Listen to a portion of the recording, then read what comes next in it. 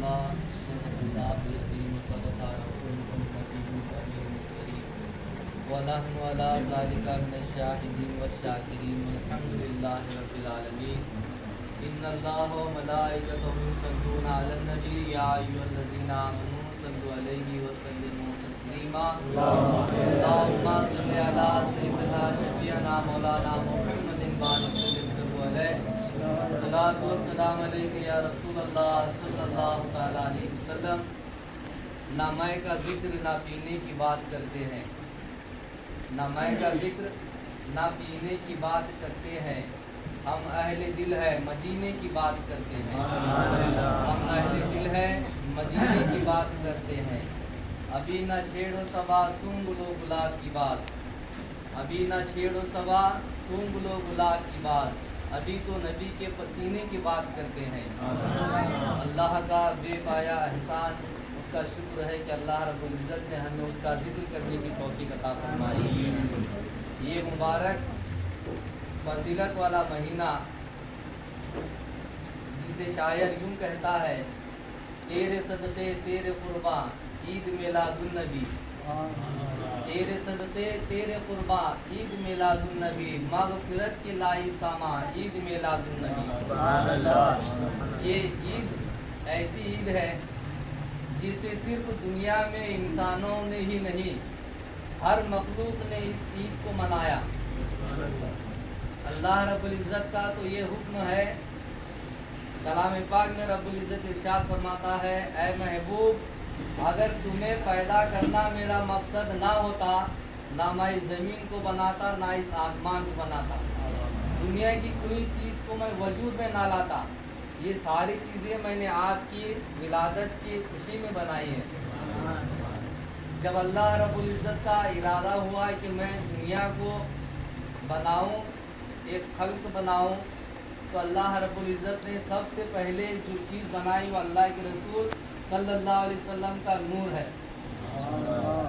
पहले नबी करीम सल्लल्लाहु अलैहि वसल्लम के नूर को बनाया और हज़ारों साल तक उस नूर पर अपनी निगाहों को जमाए रखा, उसे देखता रहा कि ये नूर कैसा है। फिर उस नूर के हिस्से से सारी दुनिया को बनाया, ज़मीन और आसमान, चाँद और सूरज, सारों को बनाया। फिर जब अपने महबूब की मीलाद को मनाने का इरादा हुआ तो आदम अलैहिस्सलाम को पैदा फरमाया। दुनिया के पहले इंसान हज़रत आदम अलैहिस्सलाम है। आप ये ना समझे कि दुनिया में पहले आदम आए तो नबी के इनके बाद हमारे नबी आए, ऐसा नहीं। जब सहाबा इकराम ने सवाल किया, या रसूलुल्लाह सल्लल्लाहु अलैहि वसल्लम, सबसे पहले नबी तो आदम अलैहिस्सलाम है, आप उस वक़्त भी नबी थे क्या? तो नबी करीम सल्लल्लाहु अलैहि वसल्लम ने इरशाद फरमाया, जब आदम अलैहिस्सलाम मिट्टी और पानी के घोल में घुल रहे थे, उससे पहले भी मैं नबी था। पहले खुदा, बाद नबी, उसके बाद सारी मखलूक अल्लाह रब्बुल इज़्ज़त ने वजूद बख्शा। नबी करीम सल्लल्लाहु अलैहि वसल्लम को जब दुनिया में भेजा गया, एक ऐसा जहालत का दौर था, एक ऐसा फुरफितन दौर था कि उस वक़्त कोई किसी का यार और मददगार नहीं था। हर कोई लूट कर खाना, खून करना, खून रेज़ी करना, धोखा देना, जहालत करना, औरतों की बेहुरमती करना। अगर किसी के घर में लड़की पैदा हो गई तो उसकी लड़की को उसका बाप ही ले जाकर ज़मीन में दफना देता, कोई और नहीं दफनाता। अपनी बेटी को खुद बाप ले जाकर ज़मीन में गाड़ के आता। एक बेटी ने सदा लगाई, है कोई आसमान के नीचे ज़मीन के ऊपर जो इस बेटी को बचा ले।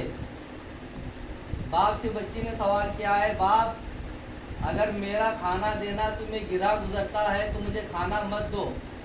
जंगल के फल खाकर कई लोग दुनिया में जी लेते हैं, मैं पत्ते चबाकर जी लूँगी। अगर मेरे कपड़े तुम्हें तंग नज़र आते हैं तो मुझे कपड़े मत दो। जंगल के पत्तों से बदन ढाँप कर कई लोग दुनिया में जी रहे हैं, मैं भी जी लूँगी, मेरा कसूर क्या है? जो तुम मुझे दफना रहे हो, मैं किसी और की बेटी नहीं, तुम्हारी बेटी हूँ, मुझे तुम दफना रहे हो, मेरा कसूर क्या है? उस बाप ने जवाब दिया कि तू बेटी है, ये तेरा कसूर है, तुझे पालने पोसने में खर्च आएगा, तू बड़ी होगी तो तुझे शादी करनी पड़ेगी, जो तुझे बिहार के ले जाएगा मुझे ससुर कहेगा, मेरे जवान बेटों को साला कहेगा, ये गाली कौन सहेगा? ये गाली कौन सहेगा? इस खौफ से, इस लानत से बचने के लिए उस वक़्त बाप ही अपनी बच्ची को गड़ा देता था। उस बच्ची ने दिल से सदा लगाई कि या अल्लाह, कोई दुनिया में है जो मुझे बचा सके। तो जो लोग सुन रहे थे वो दौड़े दौड़े चले गए, उस बच्ची को बचाने की कोशिश की। बच्ची को जब बचाने गए तो उसके बाप ने कहा कि तुम इस बच्ची को बचाने ले आए हो, तुम होते कौन हो? कहा कि ये मैं इन बच्ची का मददगार हूँ, मैं इस बच्ची को बचाने के लिए आया हूँ। उस बाप ने जवाब दिया, ये बच्ची मेरी है, रही तब भी मेरी, मर गई तब भी मेरी, ना रहने में तुम्हारी है ना मरने में तुम्हारी है। बेपावर लोग थे, लाजवाब होके पलट गए। फिर बच्ची ने सदा लगाई, है कोई आसमान के नीचे ज़मीन के ऊपर जो इस दुखियारी बच्ची को बचा ले? नबी करीम सल्लल्लाहु अलैहि वसल्लम के कानों तक ये सदा पहुंची। आप वहां पर पहुंचे, उस बच्ची का हाथ पकड़ा, दूसरे हाथ से उस बाप का हाथ पकड़ा, एक हाथ के सहारे से बच्ची को ऊपर लिया और बाप से कहा कि मट्टी गिरने नहीं चाहिए।